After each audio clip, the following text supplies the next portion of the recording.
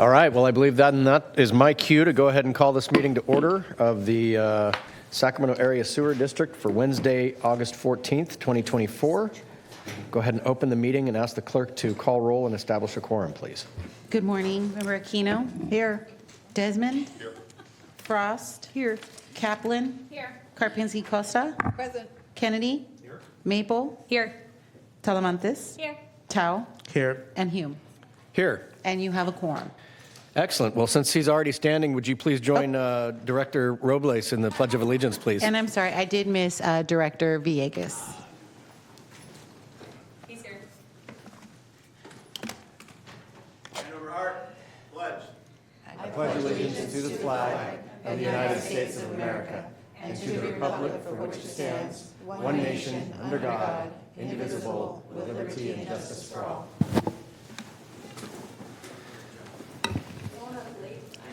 Okay.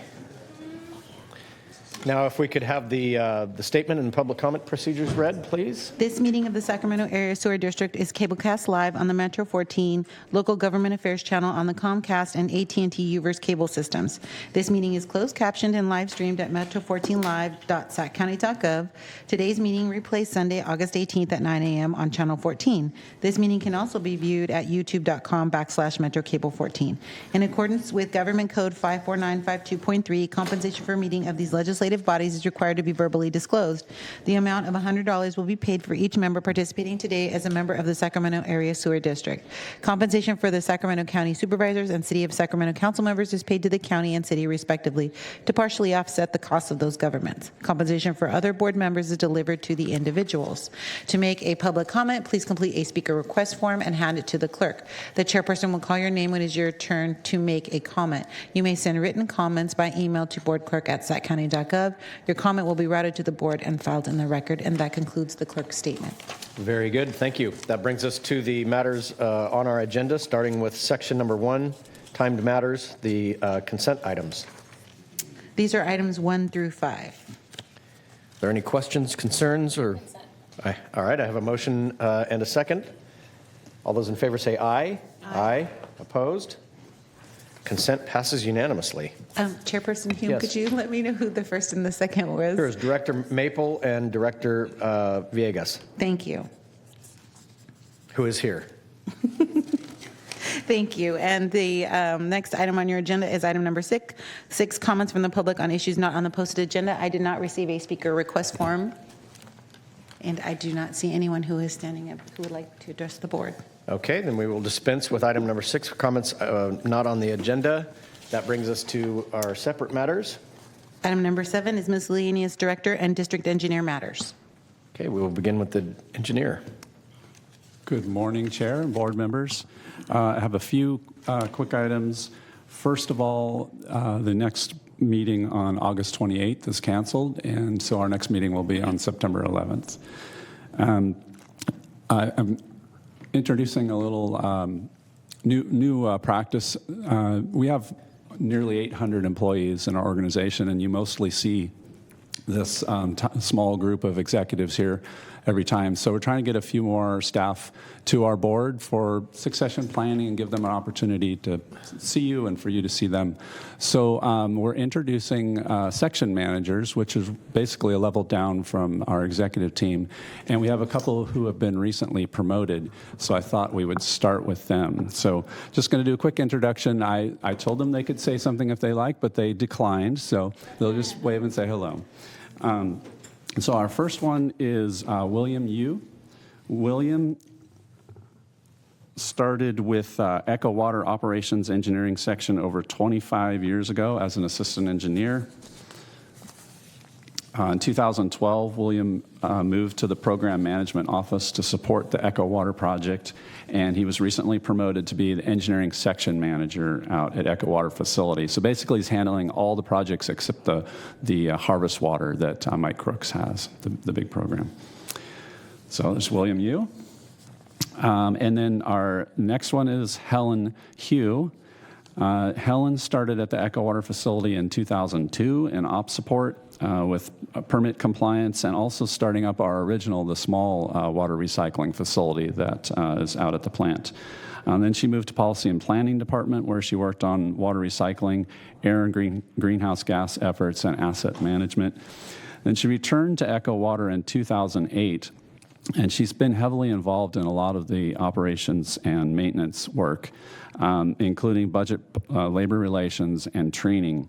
And so she was recently promoted to the O&M Manager 2, which is essentially over the day-to-day operation and maintenance of the entire Echo Water facility.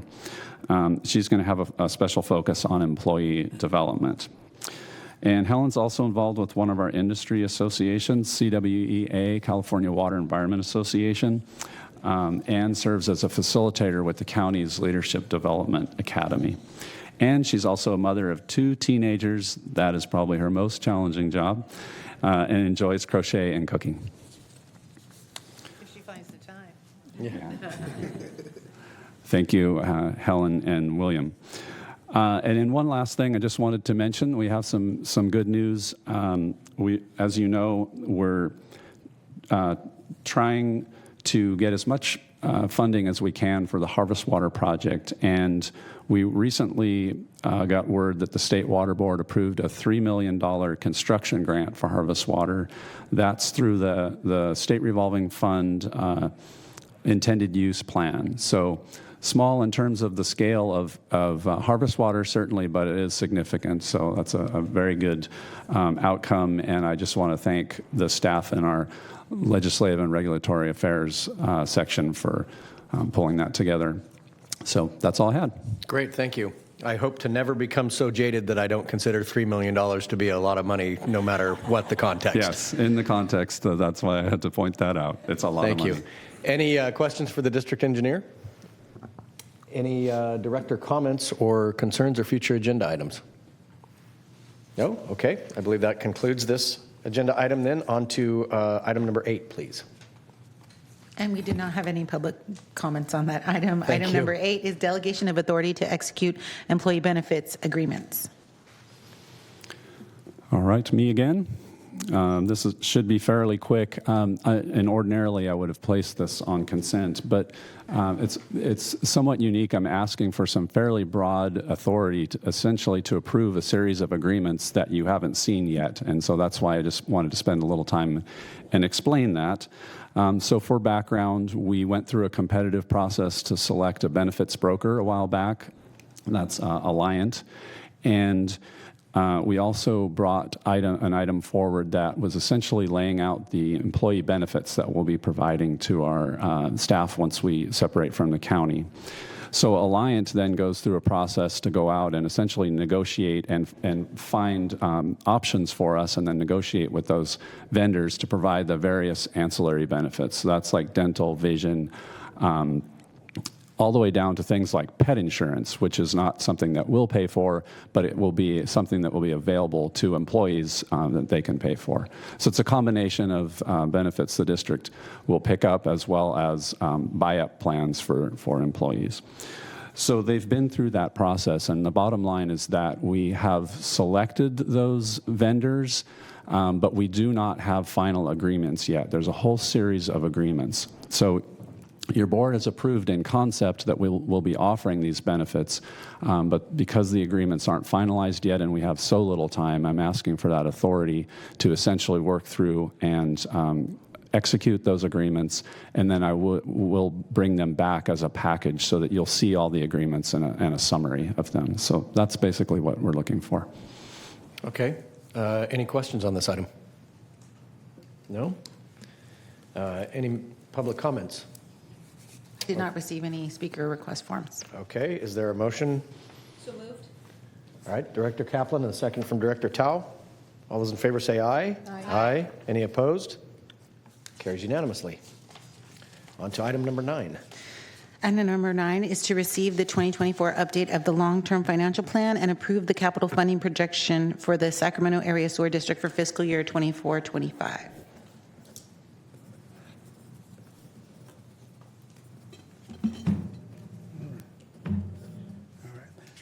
Good morning, Chair and members of the board. My name is Tapa Banda, the Director of Finance. I'm here to present the 2024 update of our long-term financial plan. see. All right, so that's an overview of what we'll go through during this presentation. An introduction, we'll look at critical issues, which really is the risks to the plan. And then we'll look at the capital funding projection, for which we'll be looking for approval today. And then we'll go through briefly the assumptions that we made in our long-term forecast, and then what are the results of that. And we'll highlight our debt management plan, which is part of our long-term financial plan, and then a couple of action items that we'll be executing in the next few, in the near term. And then the recommended actions from the board today that we'll be seeking. So the district is in very good financial condition, excellent financial condition. Both systems, the collection system and the treatment and resource recovery, are rated AA+ by S&P Global. We have ratings also from Fitch and Moody's. And I would say these ratings for the treatment resource recovery system are very recent. Just in June, when we're doing our bond refunding, we had our financials for the treatment system, rated, and those essentially are what we're presenting today. At least the first 5 years is what we presented to our credit rating agencies, and so these are very recent. The ratings for the collection system were updated by Fitch. Updated those ratings last year about this time, so they're very recent, and they do reflect how strong our financial base is. Inflation, which we experienced, which was one of the reasons behind the recent rate increase, has definitely raised our level of operating costs. Although inflation has slowed down, the costs don't go back down. They stay where they are. They just they stop going up as high as they used to be. But with those rate increases that were adopted, our net revenues are looking, more stabilized now going forward. And the bond refunding that I just alluded to earlier on, which we executed in June, was very successful. We generated significant savings for the treatment system, and we terminated swaps, and we also refunded all our variable rate bonds. So now we have essentially no interest rate risk in our debt portfolio, because all our debt is fixed rate. And so we pay attention to interest rates, but at least they don't affect our debt service and our annual debt service costs. But because we did quite a bit this time around, there's a few opportunities now to restructure our portfolio as it stands today. We do have major projects underway that most of you are very familiar with, the Harvest Water and Biogen. They're driving a big chunk of our capital spending on the treatment and resource recovery. And we'll talk a bit about the biosolids, mainly as an outcome of the Eco Water project, some of the unintended or unanticipated consequences of that, requiring some further improvements and maybe some extra costs to manage the biosolids volumes that have gone up. So that's kind of an overview of where we are and the kind of the issues that are driving our long-term financial plan. The critical issues are really the risks to our plan and our operating costs and environment. There are potential regulatory requirement changes that might come our way, and we can't entirely anticipate those. So if those come and they're significant, they could impact our results, our financial results, lawsuits and settlements, service levels. If any of those changes during our planning, projection period here, they could impact what we're presenting today. Economic conditions change, natural disasters, climate change, water flow fluctuations, aging infrastructure, the biosolids processing that I did mention, the Staffing Services Initiative. That one is going fairly well, but again, there's a lot of uncharted territory that we're going through, so there could be some unanticipated impacts that we're not fully capturing in our planning here. So all these are kind of things that might impact us, but we do have reserves to cover exactly this, so we still feel pretty confident in the focus that we're presenting today. So going straight to the capital funding projection, so think what you will know this year, which is good for me too, is that I only have to present one long-term financial plan because we're now one district. But because we're maintaining our finances separately, we will present the capital funding projection in two places. So the first one here is our collection system. We're projecting capital spending of $220 million over the next 10 years, with most of that front-loaded in the first 5 years. And those are the main category of projects that we're implementing. Relief projects, those are projects that I believe expand capacity to accommodate growth in our service area. So those take up the biggest chunk of our program in the collection system. The next is main lines and laterals rehabilitations. That's really to maintain our asset conditions and make sure we can provide service without any problems. And then we do have focus areas, septic tank conversions. I think there are 4 communities that are converting from septic tank to connect to our system.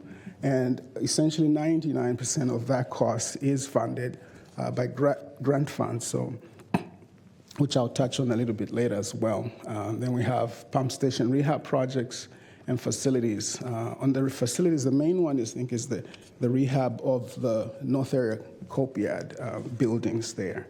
So that's an overview of our capital funding projection for the collection system. Next, we'll look at an overview of the projection for the treatment and resource recovery system. This one is significantly bigger, $1.13 billion over the next 10 years, with almost $1 billion of that in the first 5 years. And half of that is the Harvest Water Project. It's 42% of the 10-year, but about 50%, almost 50% of the first 5 years. So really, the Harvest Water Project is driving a significant chunk of our capital spending on the treatment system. We do have Eco Water facility rehab projects. This is not the Eco Water project. This line captures all the different rehab projects that have to happen at the plant to keep it going. The digesters need rehabilitations, and other process areas need rehabilitations to keep the asset conditions and the facilities working. So it's a significant amount of spending, and it's the second largest bucket in our treatment system projects. And then there's also a number of projects rehabilitating interceptors across the service area, and that's the third. The biogen right now we're estimating at $146 million. That's a new project. And the biosolids, which we talked about, this number might change as the engineers still work on refining the actual impacts and what kind of improvements would mitigate some of those effects. But at this point, that's the estimate over the next 10 years, that we'll spend about $97 million to construct some improvements to deal or manage the impacts of these biosolids increase. DLD, I believe that's disposal. Dedicated land disposal. Dedicated land disposal projects, which is the landfills where we dispose the biosolids. Again, related to the biosolids, there's a plan at this point maybe to open another one, number 6, and maybe line number 1. So those 2 projects are what are driving that. So in a nutshell, that's the overview of what our capital funding projection looks like for the treatment and resource recovery system.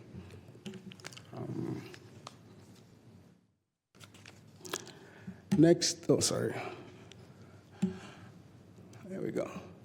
So here I'll just go through some assumptions that drive our long-term plan.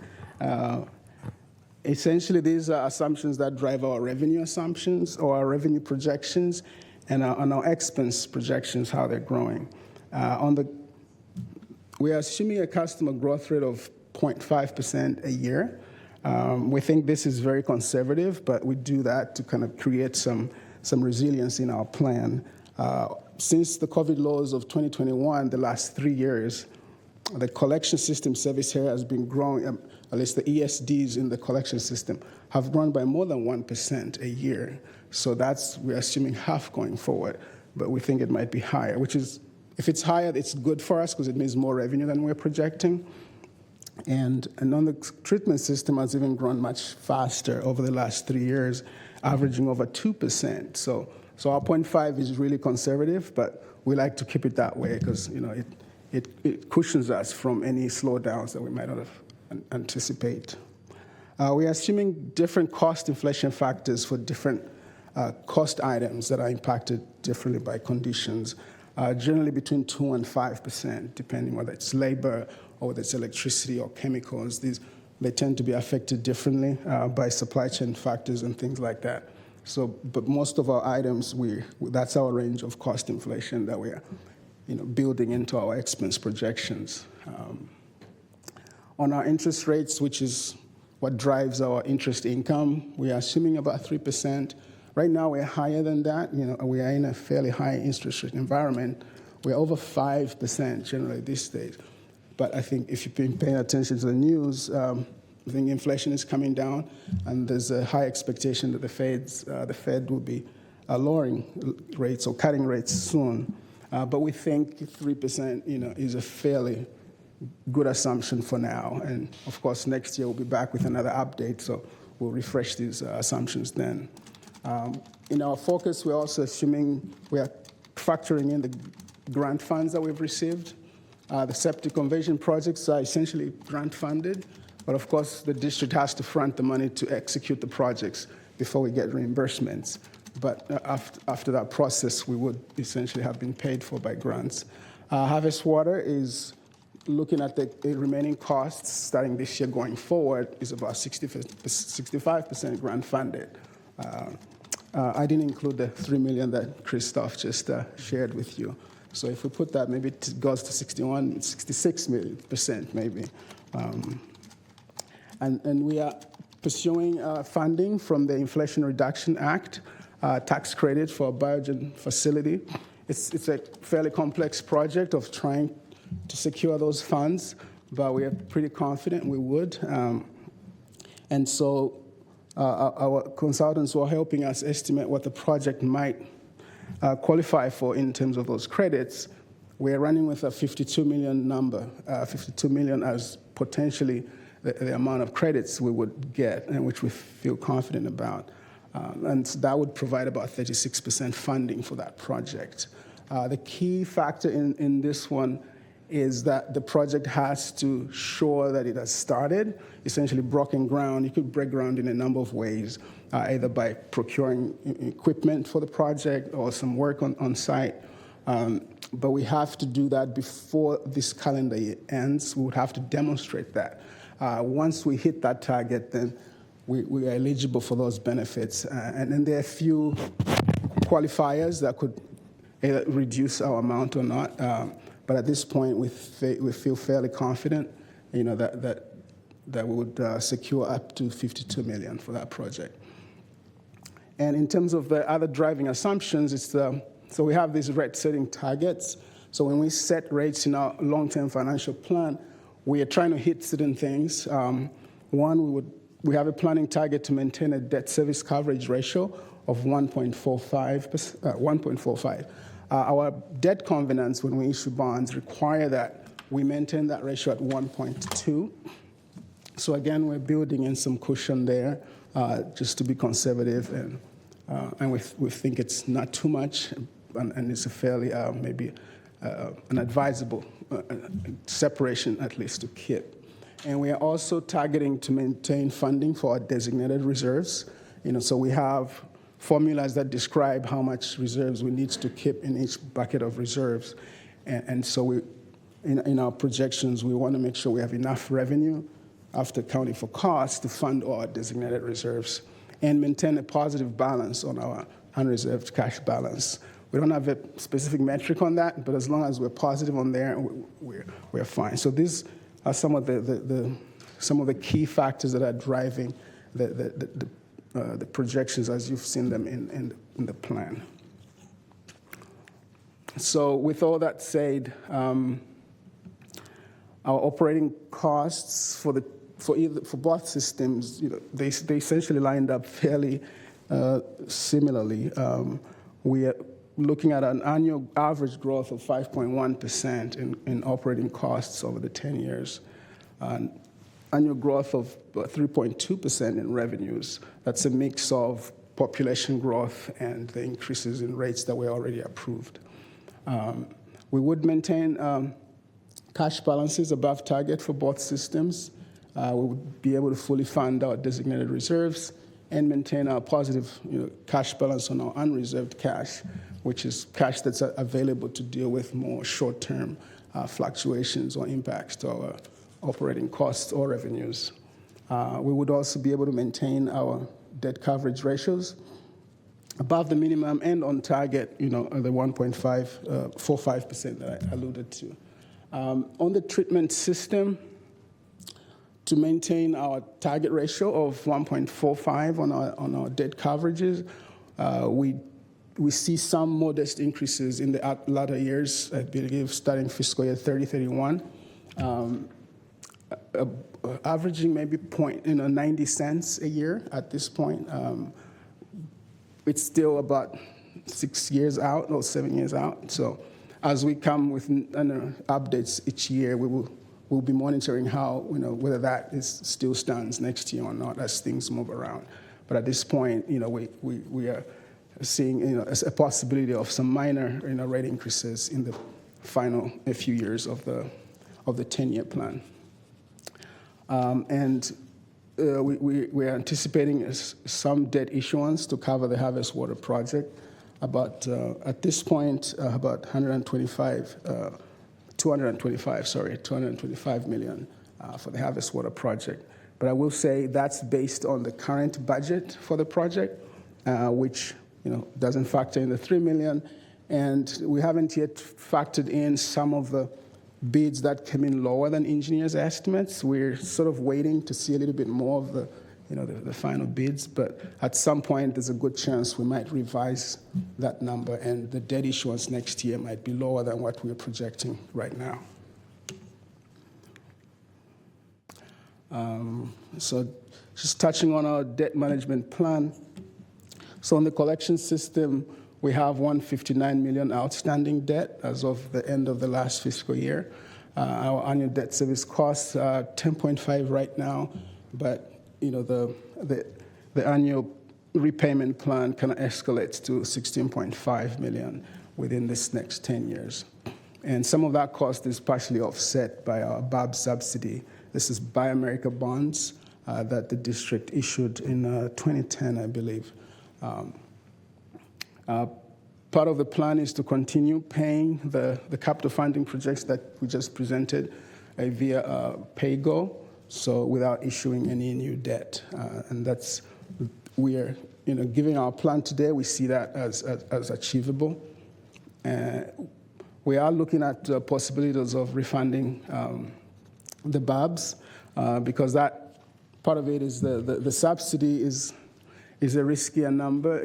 Depending on what the Fed's budget looks like, that number could be impacted. And there are unique situations where you might be able to refund those. So that's a possibility that we're working through in our management plan. On the treatment system, we have obviously a little more debt. As of the end of last fiscal year, it was $961 million outstanding, with annual costs at 127, increasing to 142. Part of that increase to 142 is the assumption that we will issue out new bonds next year for the Harvest Water project. So that would bump up our debt service costs to about 142 from where they are today.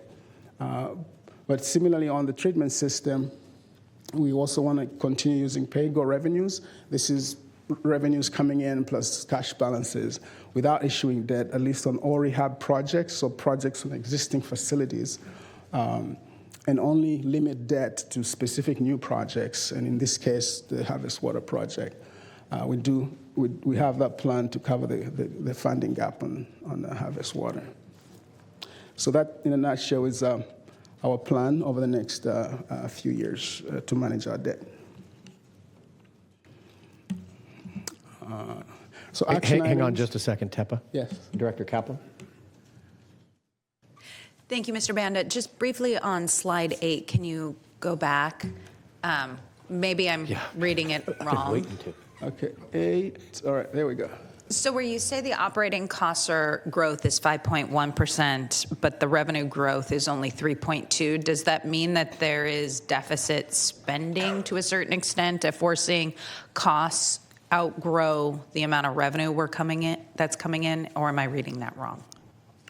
Yeah, it would seem that way, but yes, it's not that way because our revenues are much greater than our operating costs. Okay. So although revenues are growing at a smaller percentage, it's on a bigger base. So the actual dollars that we're generating from that 3.2 is more than enough To cover the 5.1, because the 5.1 on our operating cost base is much smaller. Thank you. That okay, just seeing that to a certain extent doesn't explain Yeah, the yeah, entire maybe- picture. maybe- So thank you. I really appreciate that. We'll probably have to add some clarity in that bullet point maybe next time to make that point clear. Yes. Perfect. Thank you. Thank you. So going back to our action items, I think I touched on these throughout the presentation.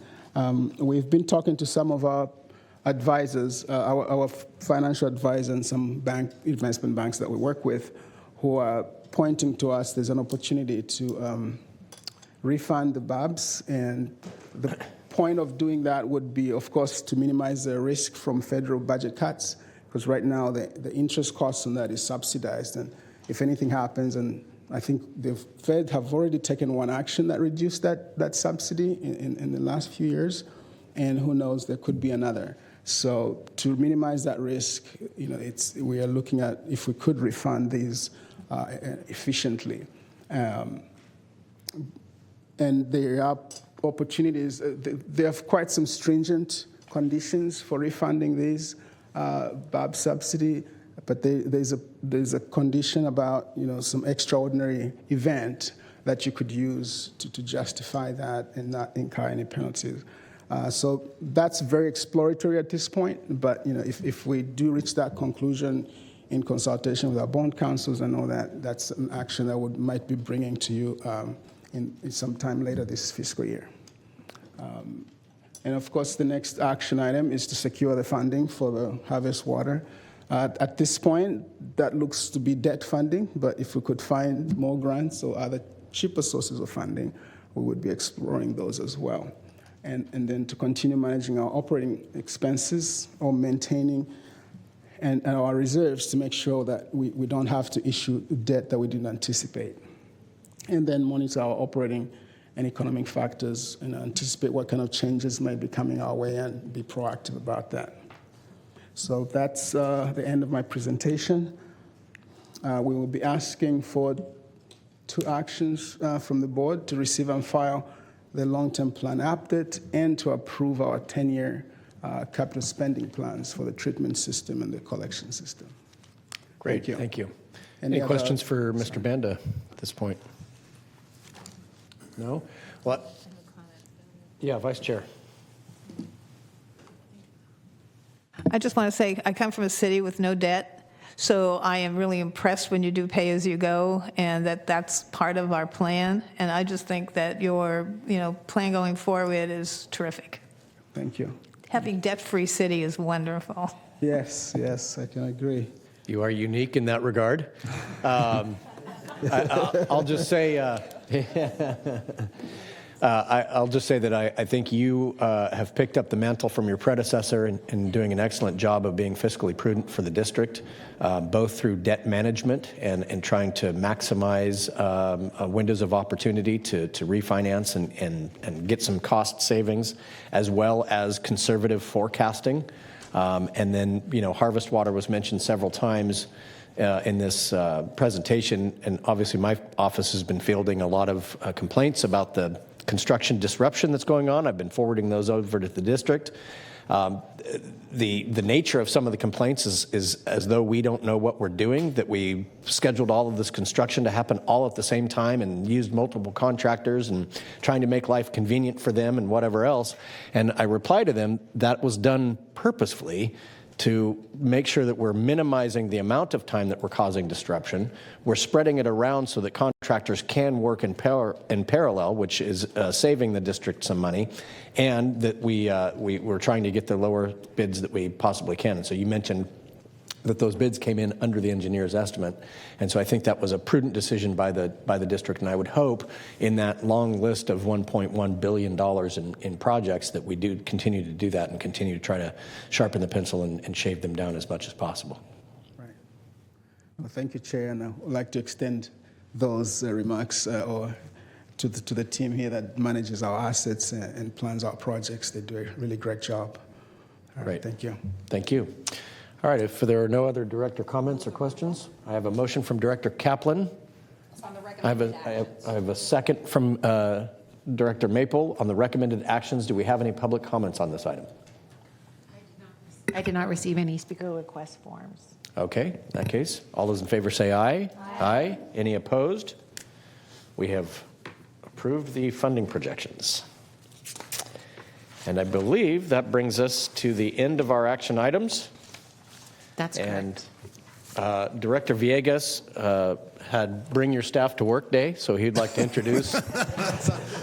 Yeah, thank you, Mr. Chair. Something like that. Actually, I wanted to introduce Viviana Dazo, who is my assistant deputy. I just wanted to bring her in to see how this board operates, but proudly born and raised in West Sacramento. She went off to get her bioengineering degree, and when she came back, I took the opportunity to snatch her into my office very quickly before she launches her own career in bioengineering sciences. So I'm so happy to have her on board. So Viviana Dazo. Great. Welcome. Thank you for being here. Yeah, exactly. Here, meet these folks over here. They have a longer runway for your career. No offense to the director. All right, I'm digging myself a hole I can't get out of. We're adjourned. It's 10-10.